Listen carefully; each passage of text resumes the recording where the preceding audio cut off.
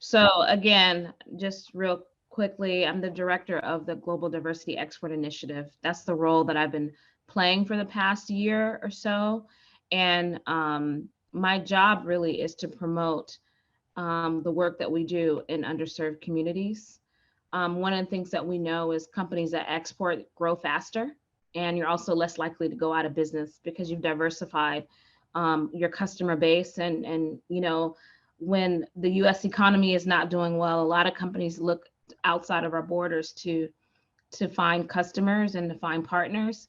But it really should be a part of your ongoing business strategy, because that way, when things do go south in the U.S., 95% of the world's consumers are outside of our borders. So you could sustain your business better.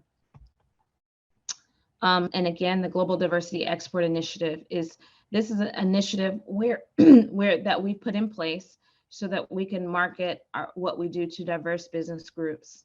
And in this setting, having this conference at Alabama A&M and working with MBDA, those are key partners for us so that we can make sure that the target audience is getting this information and utilizing it with your business plans.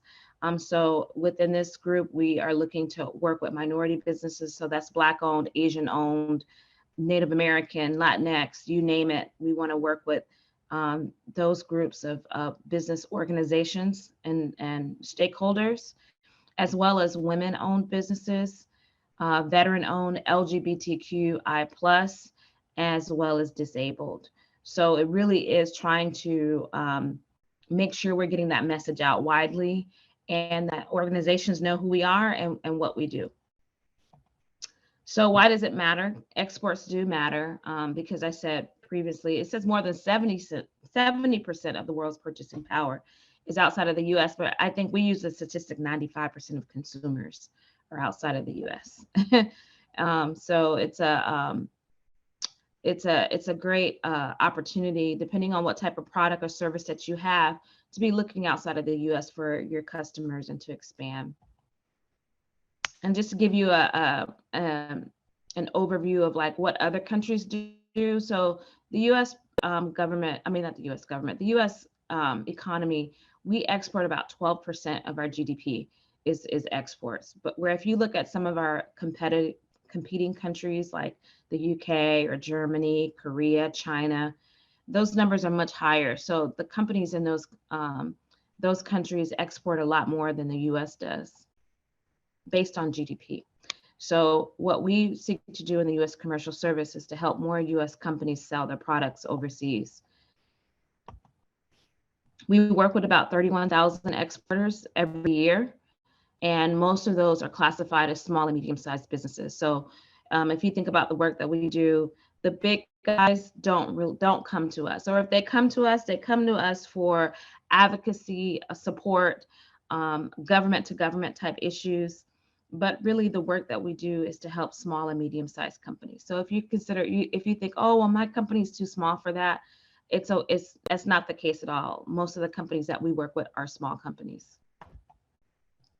And this is just to give you an idea of non-minority companies that export. This is a census report that they put out. The latest numbers that they had when I put this together was in 2018. But about 130,000 companies that are non-minority export compared to about 28,500. So you see there's a big gap in terms of minority and non-minority. And then when that's broken down by women-owned versus men-owned companies, also Hispanic versus non-Hispanic, you can see that they have numbers on that. And also veterans that own businesses versus non-veterans. So there's huge gaps there. And so with the Global Diversity Export Initiative, we seek to close those gaps and work with more companies and getting them into the international market. So just a real quick overview of who we are. We are the federal government. Like I said, we're in the same agency. The International Trade Administration is the same agency as MBDA. And we have a global footprint. We are located throughout the US in over 100 cities, and then also in our embassies and consulates around the world. And we're definitely about results. So we want to help companies do transactions. We want to help companies sell their products, sell their services. At the end of the year, what Congress looks for when they come to us and want to know what have we done is how many companies have we helped and where have we helped them sell to. So all of that is important. And we have 4 different core competencies of what we do as an organization. The main thing is export counseling. So companies come to us and they're just looking to get to understand what they need to do for a particular market, or understand how they can leverage resources for their particular industry. So in this case, in agricultural or energy, those are 2 major industry sectors for the US economy. So we do a lot of work in those spaces. We also publish market intelligence. We have country commercial guides. We have industry sector guides. All of that is found on our website. It's free of charge. You can go and pull that information if you want to know what's happening in a specific country, and even what's happening in a specific country by a specific industry. All of that information is available on trade.gov. The other thing that we're known the most for is our business matchmaking.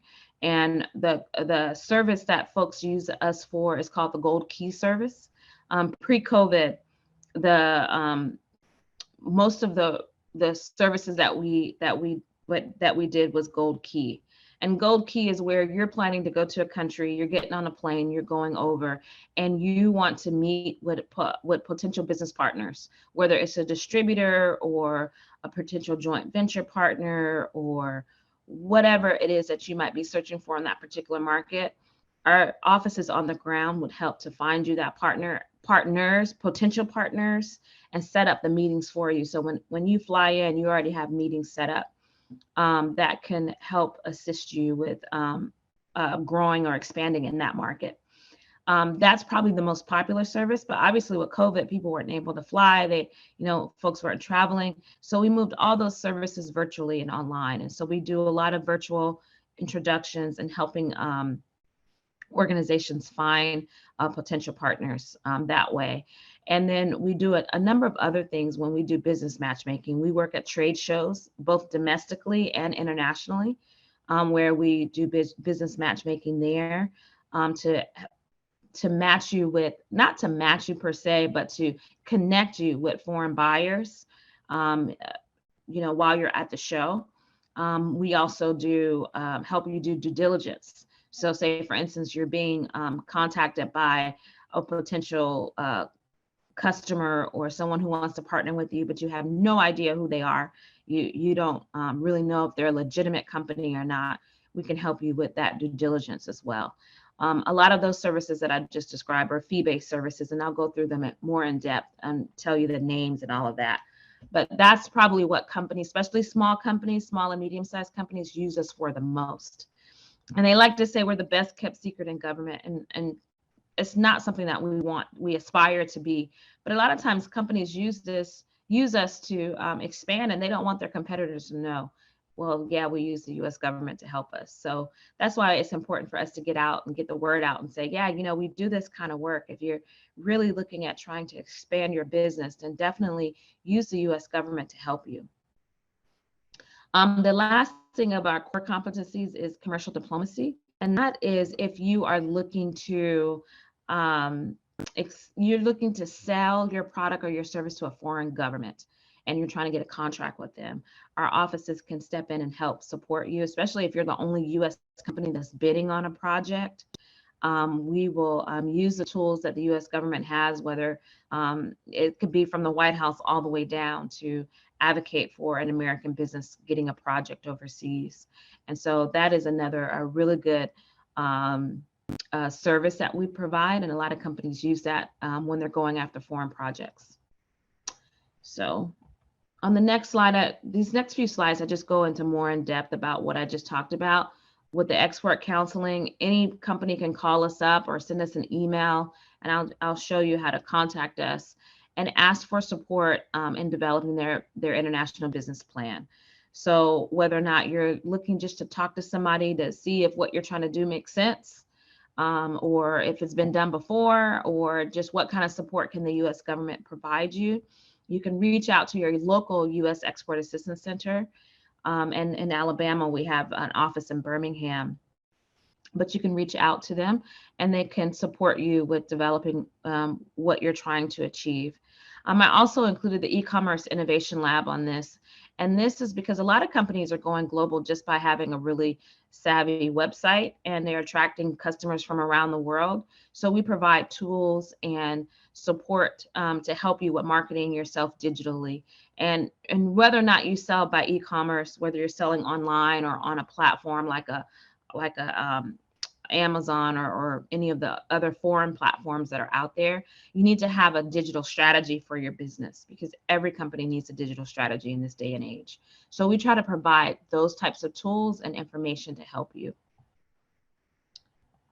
The other thing, market intelligence, that I just went over, country commercial guide is probably one of our biggest assets that we have that's on our website. Is easily accessible. It's updated every year, and it gives you a snapshot of what's going on in a country. So if there's a particular country that you're interested in, you can go on to our website and pull the country commercial guide and see what the folks on the ground are saying about the opportunities in that particular market. We also do, and that's free of charge. There's no charge for that. Some of these other services, like the initial market check, like say for instance, you're interested in a market, but you're not really sure it's a good market for you. You could do an initial market check where our folks will go out and talk to people on the ground and see if your product or your service is a good fit for that market. And then if they do determine that it's a good fit, then they can turn it into a gold key or another service where you can meet with potential partners. The international company profile is what I described as your due diligence. If you're looking to get background information or make sure that someone that you're currently corresponding with is a good fit for you, then you can do that international company profile and make sure there's no pending lawsuits, or just to get a feel for what their reputation is in the market before you go into a formal agreement with a company. And then there's customized market research. We do that a lot less because it takes a lot of time and manpower to do customized market research reports. But if you have, there is a possibility to get that as well. Under business matchmaking, I described to you the Gold Key service, which I think is probably our flagship service that we have. But we also have other services where you can do an international partner search. Whereas, for instance, if the Gold Key service basically became an international partner search during the pandemic, but the international partner search was a way for us to find prospective partners for you, but you were not planning to travel to the market, but you wanted to find potential partners and then follow up with them virtually. You could do it by, obviously now everybody uses Zoom or Teams or whatever platforms. Back then we were all talking about Skype. I don't even think anybody says Skype anymore. But anyway, so that was a way for you to follow up with potential partners, but not actually get on a plane. And a lot of companies either don't have the resources or maybe don't want to travel to a particular market, but you could still find business partners. And in this virtual environment, you truly can be global. You don't have to get on a plane. You can just, you can Zoom with somebody.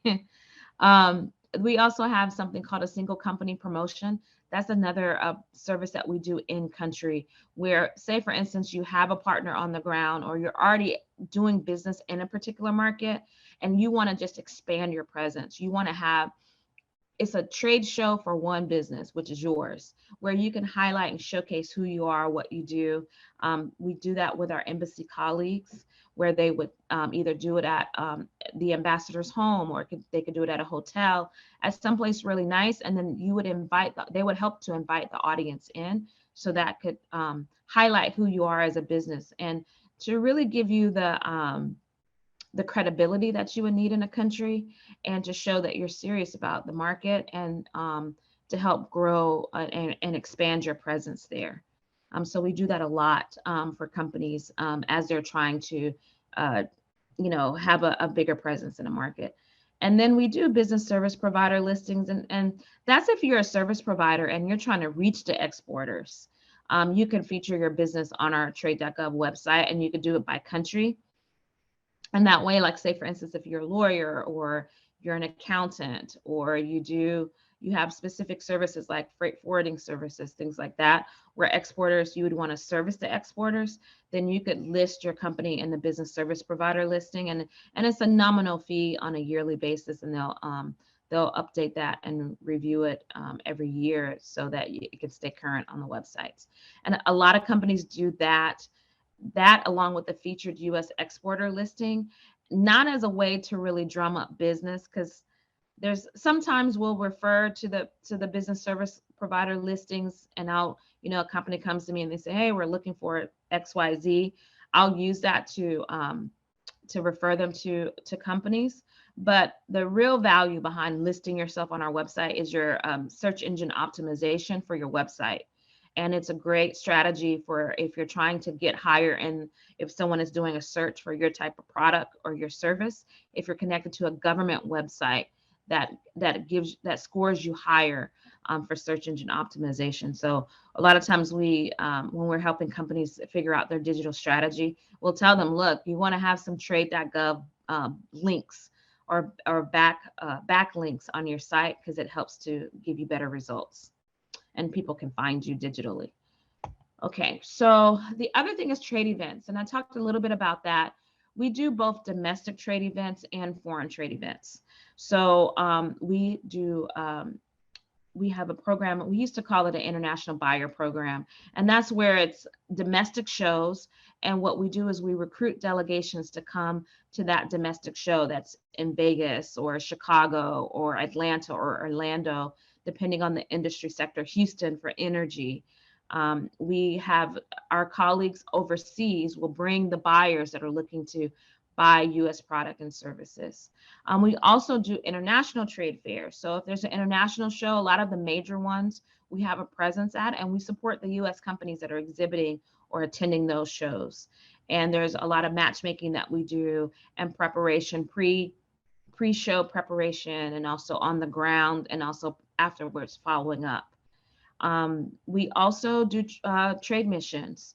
You can get a certified trade mission where your organization, if you put together a trade mission and you want to have that stamp of approval from the Commerce Department, and then also get support on the ground for your trade mission, we can certify your trade mission and help provide you with resources and whatnot to be successful.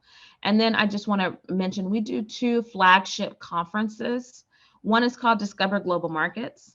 Discover Global Markets is a conference that we do domestically, and it moves around the country. We just had one in Rhode Island late last month, and that focused on the blue economy, so a lot of marine technology and things of that nature.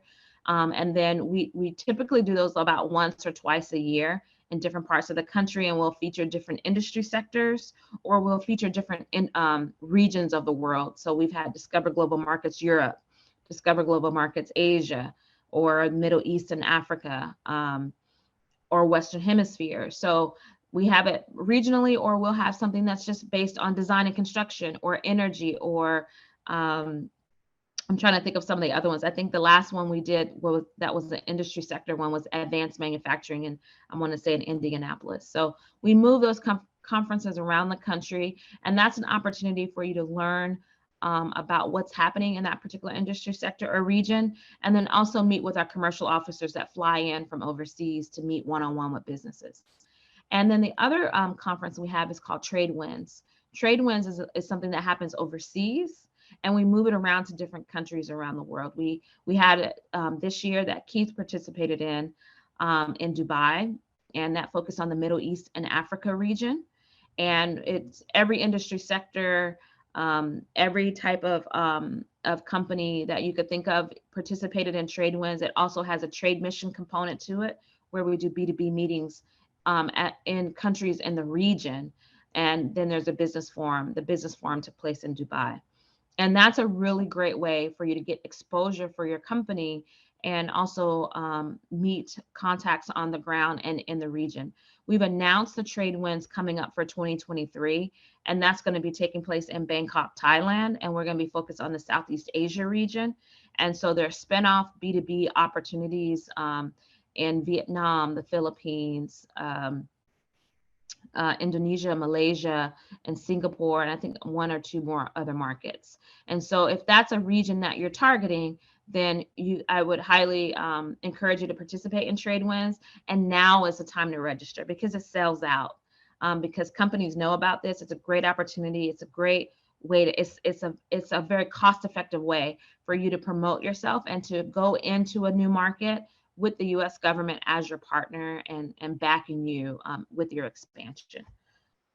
Okay, so moving along, I won't spend too much time on the Advocacy Center, but again, that is with commercial diplomacy, that is if you're trying to sell to a foreign government and you want our government, the U.S. government, to advocate for you to get a contract or to get us to win a bid with a foreign government. So we have a whole office back in Washington, and that's what they do. And they do that for large companies on down. So you're not too small if you're thinking, oh, well, that's something that only like a Boeing would use. But a lot of small and medium-sized companies use this service to help them compete against other foreign companies that are also going after the same opportunities. I mentioned the e-commerce innovation lab, and if you go to trade.gov/e-commerce, you'll see all the different resources that we have. There's recorded webinars, there are various different resources, and also business service providers that can help you with your website. You know, having a very good website is so important if you're trying to do international business, because usually that's the first step where people will find you. So if you go to this website, you can get a lot of those resources that can help you with developing a website that is for an international audience. And we have a service that we charge a small fee for. It's called a Website Globalization Review. And that's where we'll go in and we'll do a thorough analysis of your website and give you key points that you can do, tweaks that you can make so that international buyers and the search engines overseas can pick up your website when folks are searching for your type of product. Just some other federal resources that are out there, because I think as great as Keith did with organizing this conference, he couldn't possibly have all of us attend at the same time, but you're already familiar with MBDA and the work that they do, the Minority Business Development Agency. But there's also Ex-Im Bank, which is a very important part of the whole export process. I tell every company you must know about Ex-Im Bank because they can provide you with export credit insurance, and that basically insures your shipments, insures the services that you're providing, so that if your foreign buyer doesn't pay, they will back that transaction. And then there's a Small Business Administration who has an Office of International Trade, which also has various different services and financing opportunities for you. There's also the United Nations procurement opportunities. United Nations is based in New York, but you can sell if you work with the United Nations, you can sell around the world just through the United Nations. And sometimes that's a lot safer of an opportunity. And then there's the World Bank and multilateral development banks. Those are also a lot safer opportunities for pursuing export opportunities around the world. And then there's also the U.S. Trade Development Agency, which is an agency that will help fund feasibility studies if you're looking at doing a project overseas and you need support. And then there's the U.S. International Development Finance Corporation, which is another great agency that helps to fund projects. So if you're looking at building schools or building a hospital or building a processing plant or building whatever you're trying to do overseas in an international market, you want to make sure you are leveraging all of these tools. I talk to people all the time and I'm like, oh, well, did you use USTDA to help fund your feasibility study? And they had no idea that USTDA existed. And I'm like, but they will give you money to do the feasibility study. So you want to make sure you're leveraging these resources, because I always tell people these are your tax-paying dollars at work. These are organizations that have been set up to help U.S. companies succeed, not just domestically, but in the international and global arena. Okay, I think I'm almost at the end here. We do have a GDEI website that I try to continuously post information about activities that we're doing that's specifically for our target audience of minority or women-owned or veteran-owned businesses. So you can visit that website. We do have an intake form if you're interested in speaking with someone in your area that is local to you. You can fill out that form that comes directly to me, and then I feed that out to whoever the local person is to follow up with you and get more information about your business, what you're trying to accomplish, and how can we support you. And then lastly, that's my contact information. That's my email address. I try to be fancy and put a QR code on there. But you can reach out by email.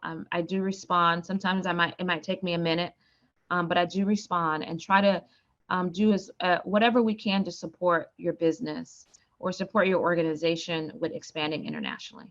And with that, I feel like I took a lot of time. I spoke for a long time, and I see Keith on.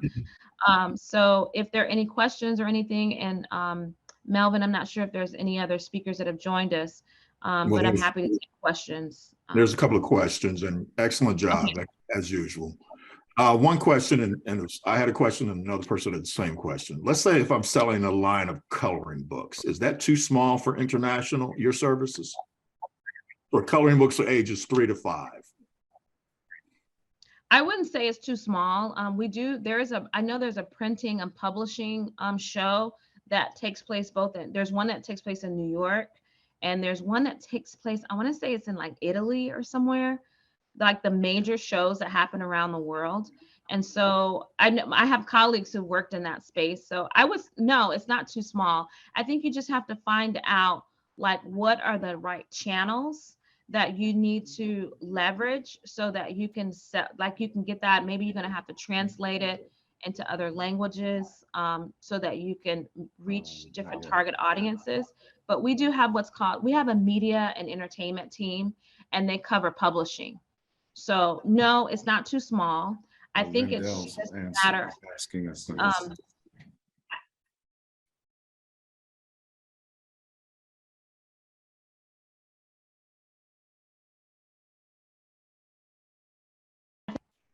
I think I got muted. You just need to talk to someone on our team that can help navigate you through that. Very good. Thank you. That's and the slides will be available. Someone asked that question, but that's all. Yes. Yes. I will email this to you, Melvin and Keith, and you guys can make it available. Very good. Hey, Melvin. Yeah. You guys have an echo. Keith, we can't hear you.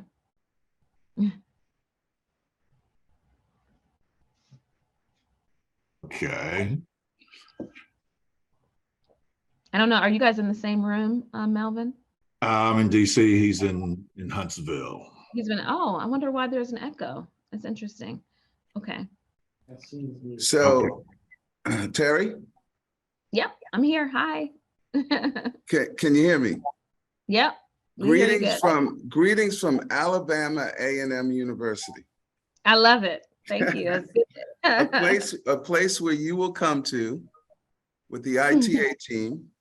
Dr. Teresa Rock and I are sitting here strategizing now about how to bring the Chamber of Commerce as well as international trade and the small business agency here to Huntsville, Alabama, to carry on this conversation, to continue to ensure that our minority farmers and MBEs literally continue to scale, not only with knowledge, but opportunity to literally tap into the resources, and we help them, right? You know, that's what we do. Right. Ron Uba is on the line on speaker. Ron, were you able to log in?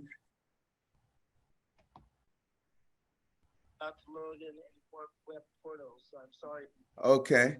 Ron is not going to be able to log in, but he is with us. So let me just ask a couple questions that's in the chat. One was actually 3. One is how small, well, let's talk about the Gold Key. Can you expound upon that Gold Key service as to what's really needed and how can one be eligible versus probably not ready? Right. So Gold Key service. Let me just start by saying this. It is like our premier service. Okay. Companies that know who we are, they use the Gold Key service.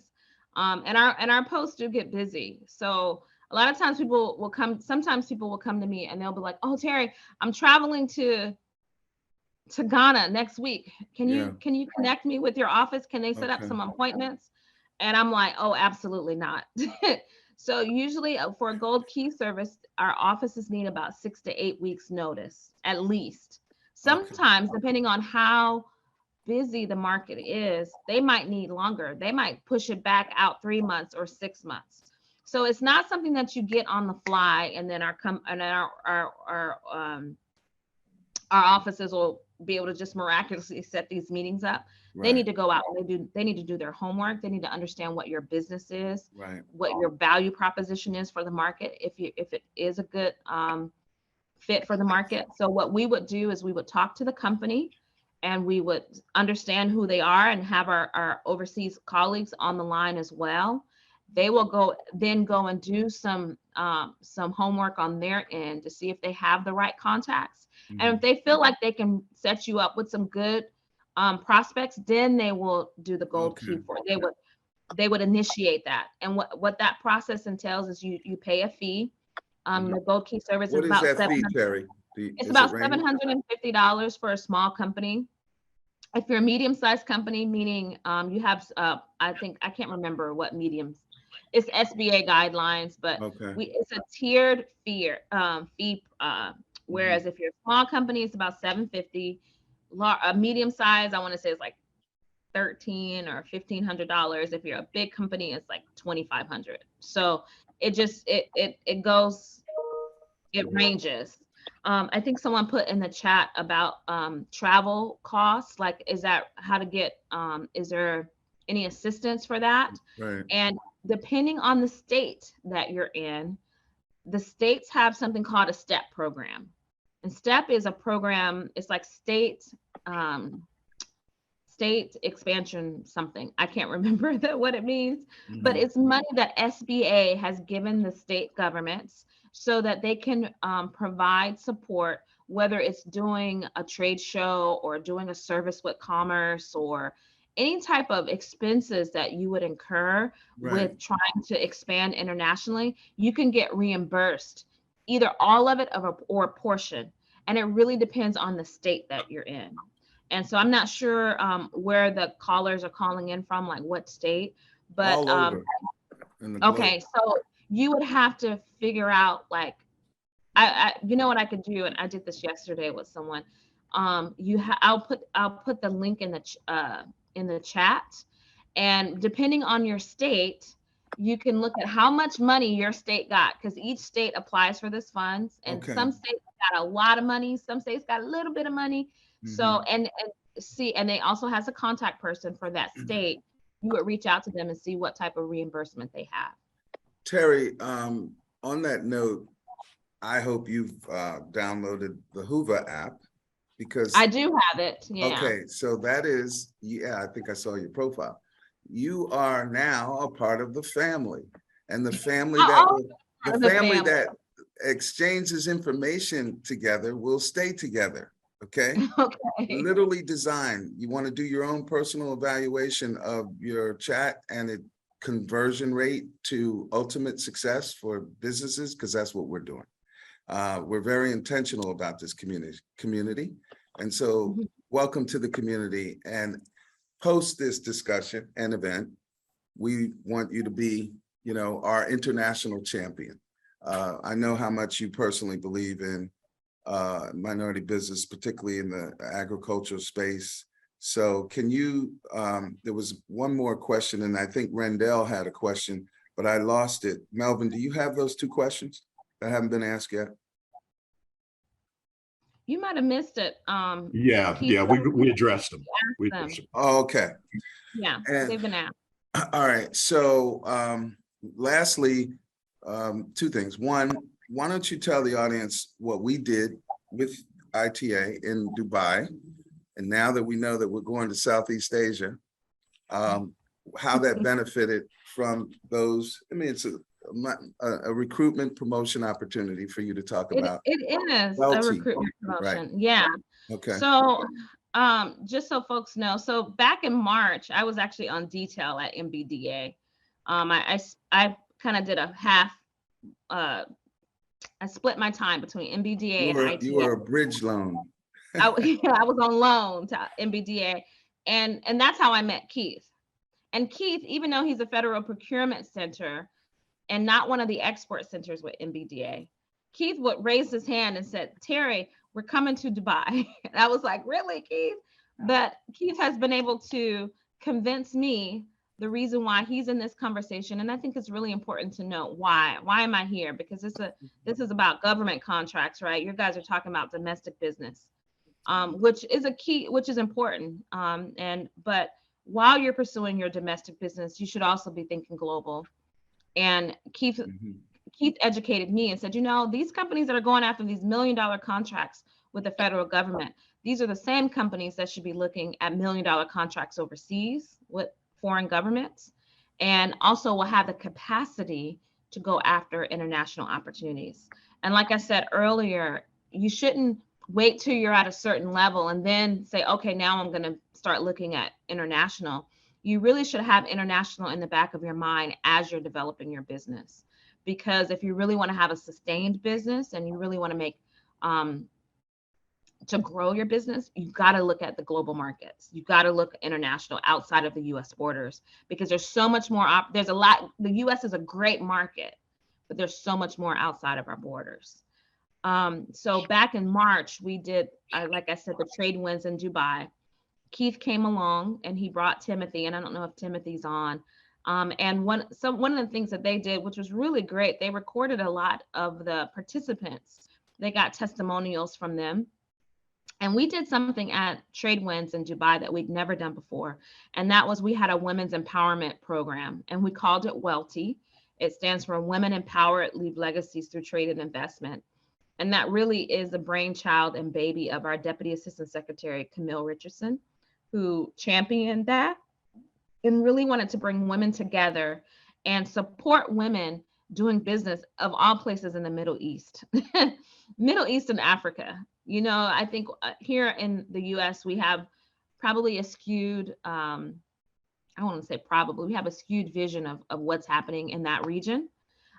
Whereas the women that came that were in Dubai, and they were able to meet with women there were women there from Saudi Arabia, from Morocco, from Algeria. I can't even remember. There was like 6 different countries that were represented.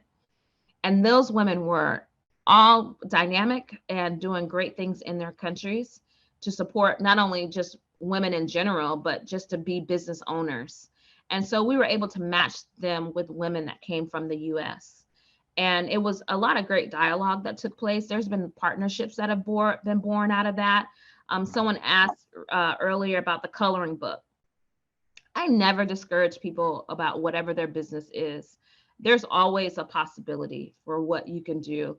There was a lady who was there. She was from Atlanta, and she has a coaching business, like a women empowerment business or girls empowerment business. And she created a curriculum to help girls learn how to invest. And she came, and that's not our typical kind of client that we work with, but she came and she connected with other women. There was a woman there from Morocco who empowers girls in Morocco to do coding and do things like robotics and things like that, And so the two of them connected, and now she's in the process of forming a partnership with her business that's based in Atlanta and this woman who's based in Morocco, where she's providing her girls empowerment type programming and also curriculum. That lady had brought a group of girls over to the US for a robotics competition. She flew to meet them and did a whole empowerment session with these young girls. And that all stemmed from just her being in Dubai. So I always say, there's always possibilities. You just never know. You never know who you're going to meet when you get on the ground, when you go, when you get in country. So I encourage folks to travel. I know we're still kind of in COVID, but people are getting out and traveling. I know I'm traveling a lot more, but definitely look at the possibilities, and whatever we can do, whatever I can do with GDEI in terms of encouraging more businesses, especially businesses Black and brown businesses to get in the game in international trade. That's my job. That's what I'm trying to do, trying to make sure that this is not a secret.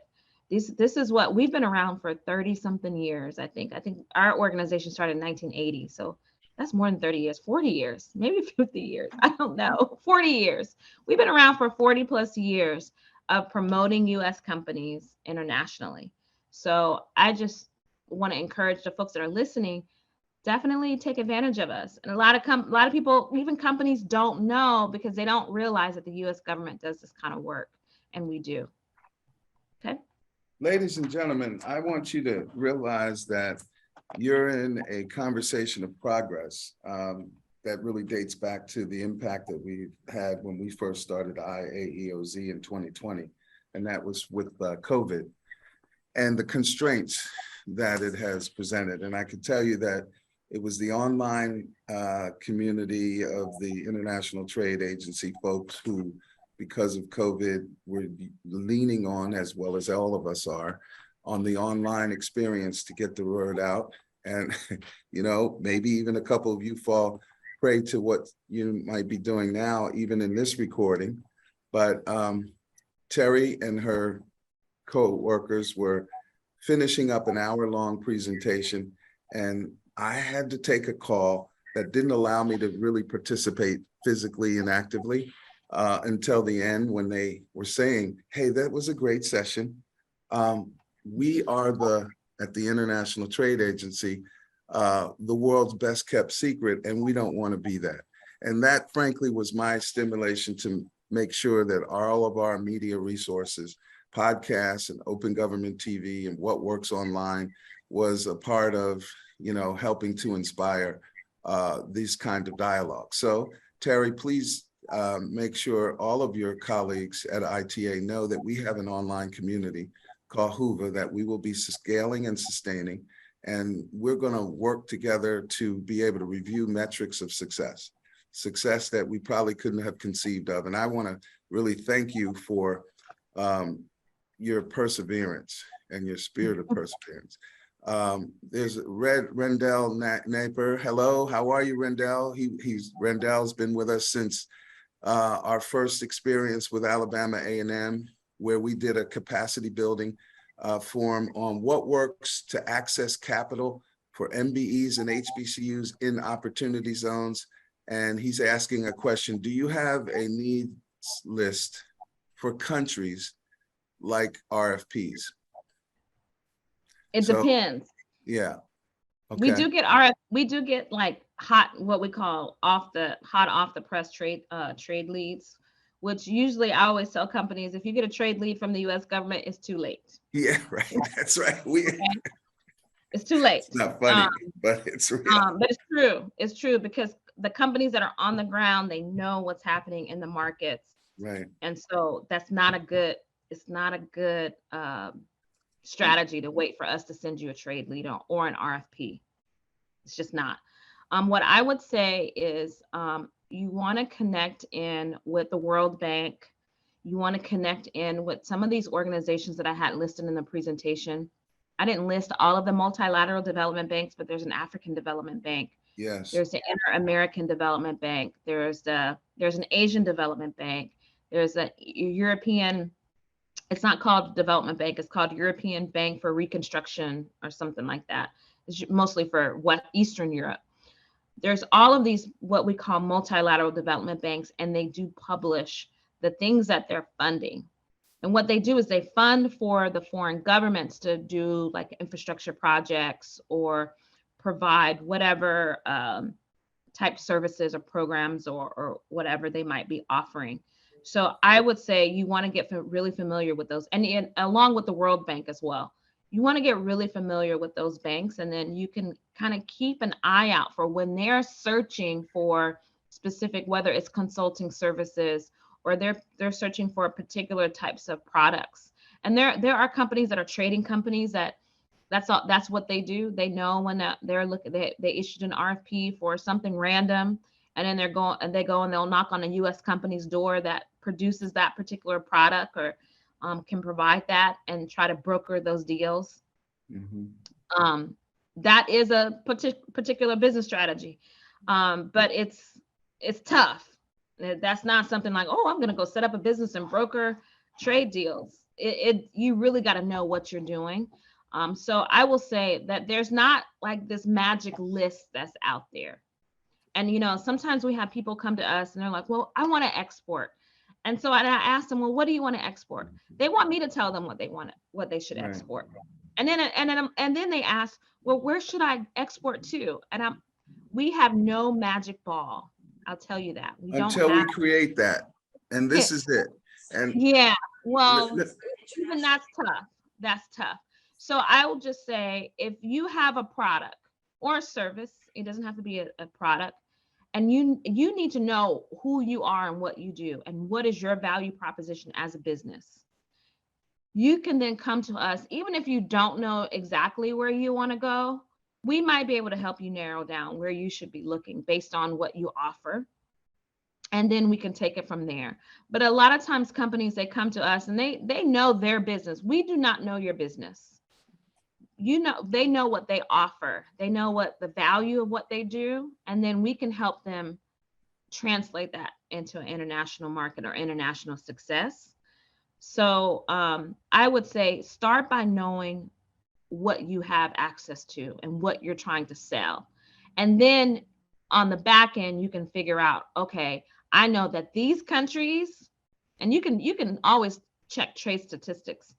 I know that these countries are importing the type of product that I provide, or the type of service that I provide. I know that they import from the US.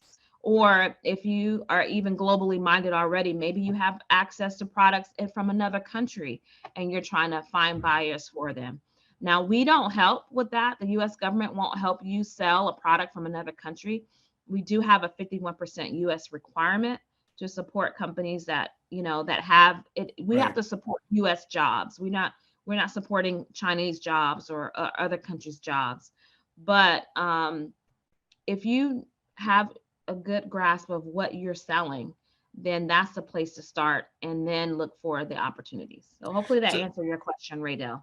yeah, Terry, let me expound upon that because as you know, and I'm looking forward to post IAEOZ Summit 2022, us working even more closely with our partnership with IEEE Smart Village, because once you dive into that partnership, you will see that we have boots on the ground in country, particularly in Africa, Latin America, and North America, of businesses who are there that can partner with US firms.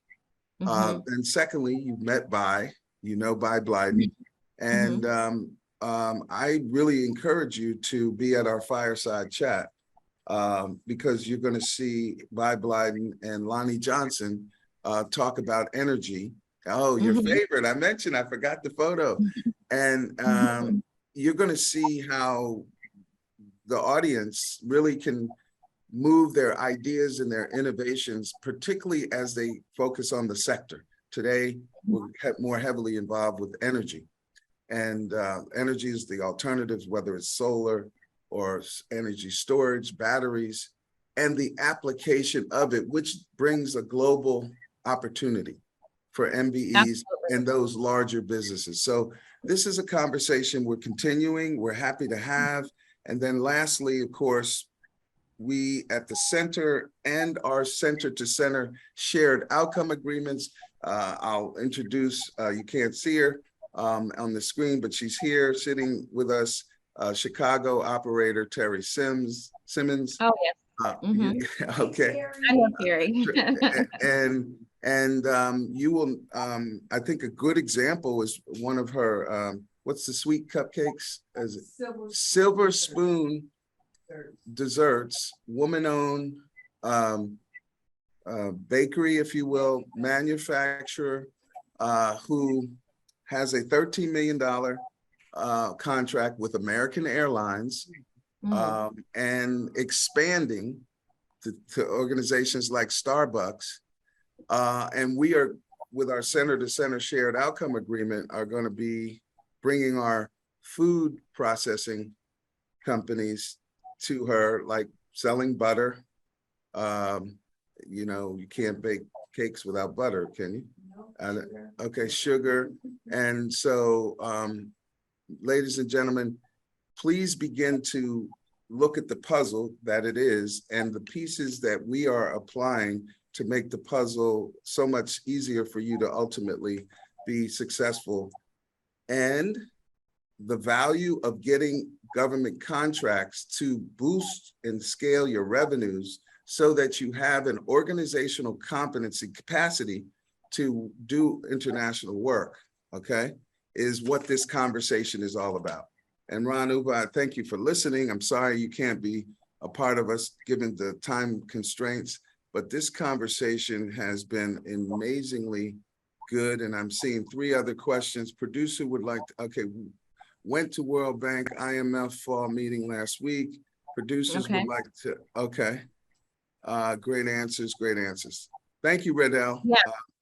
I was gonna say, if he was at their fall conference, and he was at the right place. And we have a U.S. representative, our U.S. executive director to the World Bank. That's right there in Washington, D.C. I'm not sure where he's based, but we have a liaison at the bank. And their job is to help you navigate through and find those opportunities to work with the World Bank. And you work with the World Bank, you can literally work around the globe, and they have a number of different programs and projects and whatnot that they're supporting, especially in the ag business. You know, they do a lot of we explored this earlier with Keith, a lot of like famine alleviation type work, especially dealing with the Ukraine situation, and that impact that it's had on Africa. There's a lot there that the World Bank is doing. So if you were at their meeting, that was the place to be in terms of getting the information and understanding how to work their system so that you can be a vendor or sell through the World Bank to reach these international markets. Ladies and gentlemen, I'm going to be introducing you all to a 8A contractor minority business who has a $100 million BAA with USAID to provide services, both technology and even foods, to Ukraine. And that's a very targeted one. I think I mentioned that to you, Terry, and we will drill down on that relationship such that we can make some things happen over the next year. And thank you so much for your interest in the ag space, particularly with the minority farmers. This has been a wonderful conversation, which I expected to have no less than. And I think Melvin, can you tell us where to find Crystal Broomfield to make sure that no one misses her presentation, which we pre-recorded? Yes, I just sent out a notice that attached to this session is Crystal's pre-recorded video. So you can view it at any time when you visit this session. Ladies and gentlemen, I'm here in Alabama, but on my way to Tennessee because GSA has put together a pilot for HBCUs, and they want HBCUs to become GSA ready and to be able to get on the GSA schedule. So that's a continuous commitment that the administration across the board, from agency to agency, as you heard yesterday, is in making sure that our small disadvantaged businesses are fully equipped, as well as our HBCUs. And we know that that's going to require a lot of capacity building. So that's what we are in the business for. That's what we do as centers. And that's why we don't want to handle this all ourselves. And when we talk about export, import, we're happy to have our friends at San Antonio, Texas, which has an export center. Let me see.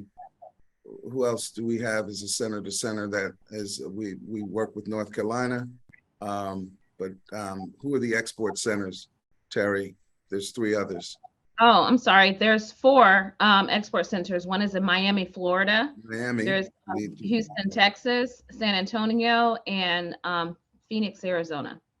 And you can see the sun has risen here in LA now, so it's bright outside. That's why I really just love Terry. She will get up in the morning for a call from Keith and the IAEOZ team. Yeah, Keith, we'll talk about that offline. I'm like, really? 6:45. Only Keith can get me No, up. no, I didn't do it. I didn't have, the final agenda is not me. I'm just here. Thank you, Terry. That's all right. I'm happy to be here and happy to be of service. So you just keep me posted in terms of what this community needs and how we can support, and we'll go from there. And I Tell your thank team you. tell your team to load up with us and join us on Hoover, and we will see you Okay. soon. All right, great. Thank Thank you so you much. guys. Thank you. Terry Batch, Ron Uba, and Crystal Broomfield for an amazing session. Thank you so All much, right. And ladies. I'm on Hoover, so folks can reach out to me on that. She's or they on can reach out- Hoover. Or they can reach out to me on LinkedIn, whichever. And then I also gave them my email address. So Hoover's a however- little bit more personal. All right. Yeah, That's- it is a little bit. Yeah. It's a But I community have that it. we're building. Yeah. Awesome. All right. All Well, right. keep up the great work, Keith. Thank you. Thank you.